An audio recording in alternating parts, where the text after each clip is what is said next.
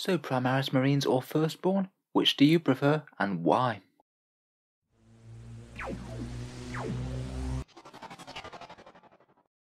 Hello and welcome back to Auspex Tactics, where today we're comparing the old guard to the new boys, and we're going to be discussing Primaris and Firstborn from the perspective of looks, lore, gameplay and pricing. The idea for this video came out of a YouTube poll that I made recently, where I asked the simple question, Primaris or Firstborn, which do you prefer and why? And I was quite taken aback at the sheer amount of interesting and well thought out answers that were given, so I thought we'd go through some of the major themes in this video. First we'll look at the Primaris, then your standard Firstborn Space Marines, then talk about who won the fight in the poll. Did you as a community prefer Primaris or the Firstborn Marines? Now before we get into it, obviously you can have both of these within one army. There's absolutely nothing to stop you mixing and matching, and it's what I do myself in my own armies. They coexist perfectly normally in the lore, and in game it's generally going to be stronger to go for a mix, as you're not arbitrarily cutting out half the army's options. Perhaps one of the only real downsides of going for a mix of different models is whether you're particularly bothered by playing of Marines of two slightly different statures. Personally I don't really feel it's an issue for myself, although some people just don't like the way that it looks. So anyway, let's crack on and talk about the Primaris Marines. Obviously looks are very subjective. In general, at least out of the first wave of Primaris, they tended to be a bit cleaner, sleeker and less busy than some more recent Firstborn sculpts. I quite liked it as a bit of a reset to basics, though for some people they do look a bit plain and less interesting. I think generally people are positive about the scaling of Primaris Marines. Their height and stature may be reflecting a bit more of what a Space Marine would be, as standard Firstborn Space Marines aren't really all that higher than a normal Guardsman, and it was definitely a thing that people used to kit bash true scale type Space Marines before, where they might amp up their proportions a bit, maybe to represent just how much they're supposed to tower over normal men in the background.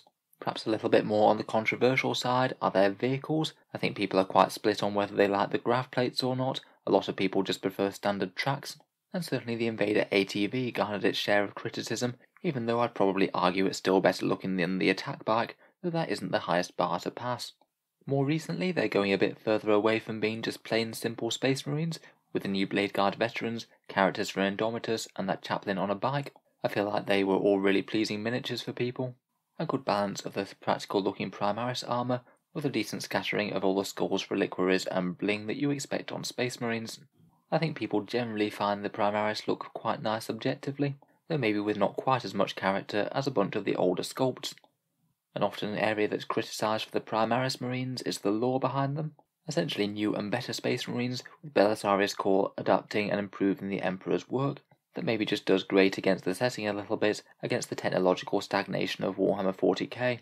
I guess it does push Space Marines in a new and interesting direction, maybe a bit more consistent with an evolving narrative, but they do get a bit of criticism for people feeling that they haven't really earned their storied place in Warhammer 40K. Kind of the new boys turning up and meeting the already established chapters with thousands of years of history, and somehow doing better than them.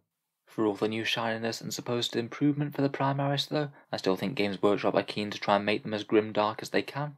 Crossing the Rubicon Primaris is supposedly dangerous unless you have plot armour for characters. Redemptor Dreadnoughts, while being powerful, slowly kill the occupier. And Primaris do still seem to suffer from the same genetic flaws as their parent chapters, such as succumbing to the Blood Angel's Black Rage. Whenever Primaris Marines and Firstborn Marines are discussed, a lot of people seem to have really been struck by this quote from Gabriel Seth. He's discussing the new Primaris Marines with Dante, and feels these new improved warriors are flesh tearers in name only, don't have Sanguinius' fury inside them, and with his new influx of recruits, Guilliman is taking away the soul of the chapter, making them only Ultramarines in red armour. Of course we now know that the Primaris Marines do succumb to the Black Rage, which I think was fairly predictable that they were going to from the outset. You can't really have Blood Angels without them grappling with the flaw. But I think that comment about Ultramarines in red armour really does resonate with some of the more divergent chapters. The Primaris Marines are quite new and shiny looking and fairly generic. For chapters like Blood Angels, Dark Angels and Space Wolves, they've all got all of their own unique miniatures already. And I think until they do get more flavourful releases such as proper Space Wolves, Blood Angels or Dark Angels Primaris Marines, they'll always feel a bit plain and generic compared with say the very nice Blood Angels Death Company miniatures. Those ones are absolutely overflowing with Blood Angels details. Gameplay is always subject to flux, but as a general rule Primaris Marines tend to be a bit more single purpose and less flexible compared with their Firstborn equivalents. Their squads will typically always be armed with the same weapon. rather than having individual squad upgrades such as special weapons and heavy weapons. As a general trend in game, the Primaris do tend to be slightly stronger than their Firstborn equivalents. In particular, at the moment, things like Eradicators, Blade Guard Veterans, Redemptor Dreadnoughts, and Incursors are all really good solid units. I'd say it's generally still only a slight advantage though. There are plenty of other strong Firstborn units, and there's plenty of weaker Primaris units, such as say Reavers and Repulsors right now.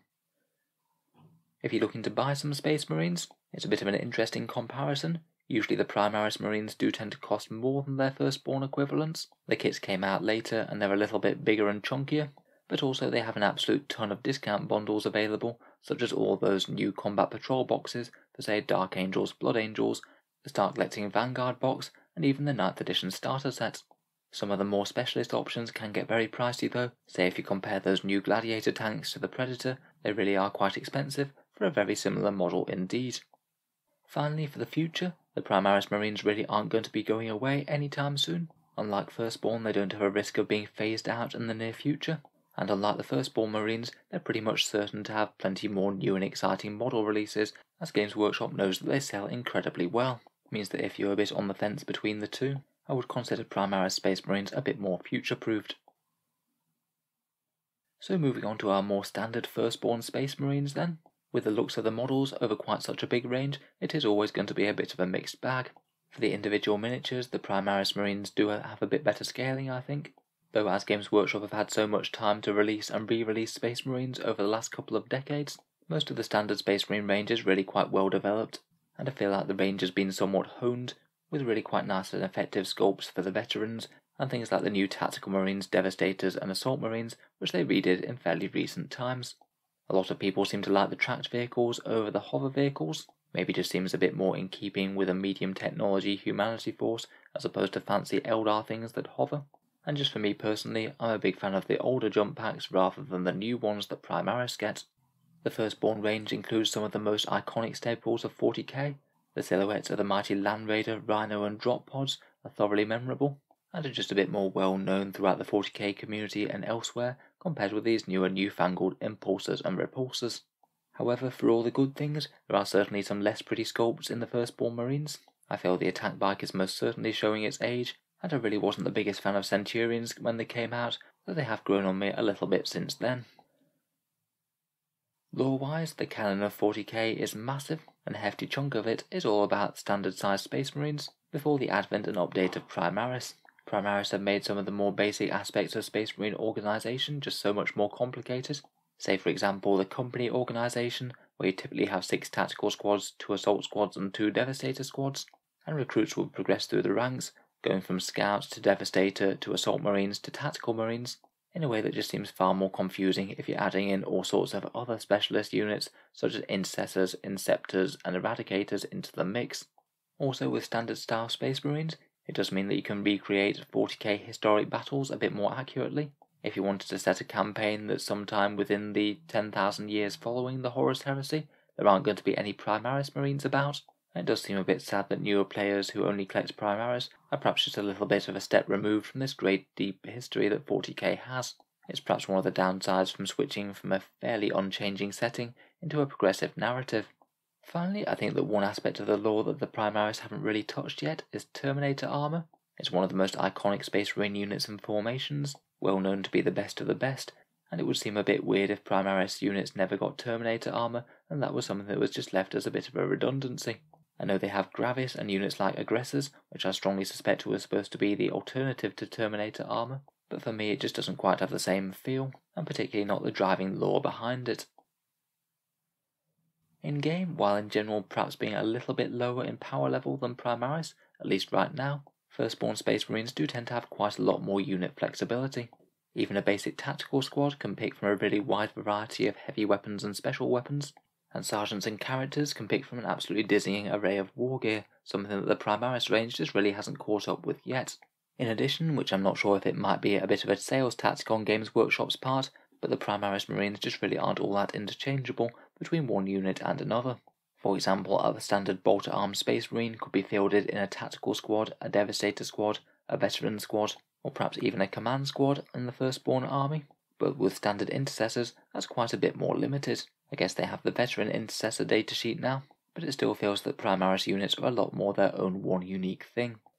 We touched on it earlier, but for more specialised chapters such as Blood Angels, Space Wolves and Dark Angels, I think Primaris really aren't going to feel like the core of the army until we get things like Death Company, Grey Hunters and Blood Claws, or fully fledged unique Deathwing and Ravenwing units, rather than just trying to make equivalent of these by painting the standard Primaris models a different colour of paint.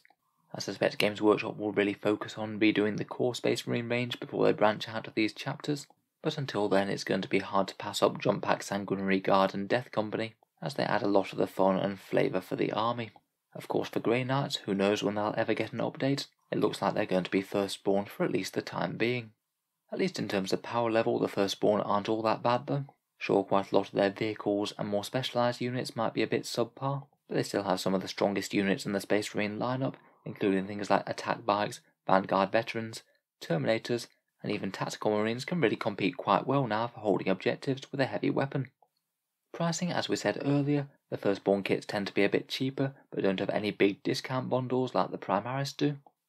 And looking to the future, there is at least some possibility that Games Workshop might start to delete less popular Firstborn kits.